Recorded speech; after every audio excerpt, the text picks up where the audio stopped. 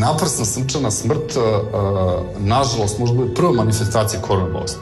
Prvo, ništa drugo. Znači, on praktično nikad do tada nije imao nikakvu tegobu, nije imao genopektoris, nije imao nikakvu, samo se sruši i završi, umre. Znači, etiologija je najčešće 80% svih tih obdukcijnih nalaza, stvari pucanje ili ruptura ateroskleroskog plaka. Znači, arterija je bila već značajno sužena i na tom mestu gde je bio jak protok, jaka cirkulacija, je došlo do pucanja plaka i naglog ogromnog infarkta koji je doveo do fibrilacije komora i predkomora, znači fibrilacije srca, to je srčanog zastoja koji je izazvao smrt.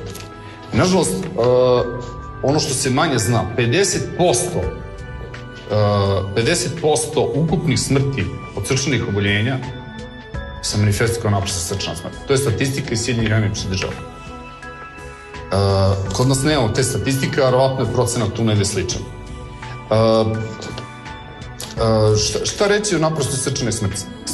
Srce je bilo predisponirano za to. I to je najčešće jedna podmakla ateroskleroza. Znači, kako to može da se prevenira? Pa tako što ćemo da evoluiramo, uradimo jedan dobar klinički pregled, jedan ehokardiografiju i pre svega test opterećenja, možda i stres test ehokardiografiju i takvog pacijenta pošaljemo na dalje ispitivanja, na koronografiju, to se uradi stent, da se uradi valom dilatacije, da se uradi ugradnja stenta, te oprugice koja širi krvne sudove i ako ne može to, onda se uradi operacija.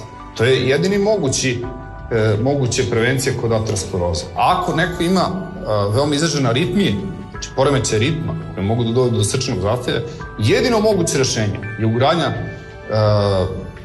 jedne posebne vrste pacemakera koja baca male elektrošokove i može čoveka da izvuče iz takvog srčanog zastoja.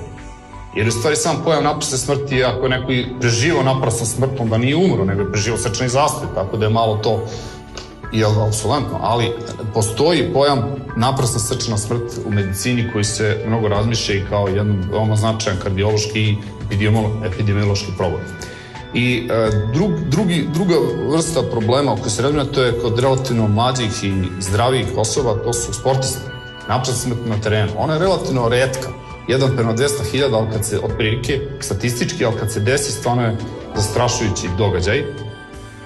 I relativno lako može da se jedan deo da se otkrije, to je zbog velike hipertrofije miokarda, takozvana hipertrofična obstruktivna kardiomiopatija.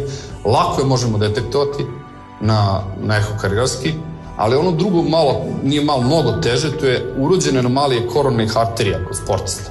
Tu bi trebalo u stvari uraditi koronografiju. Poslati sportistu na koronografiju zaista je malo delikatan problem, ali nekad moramo i to da uradimo.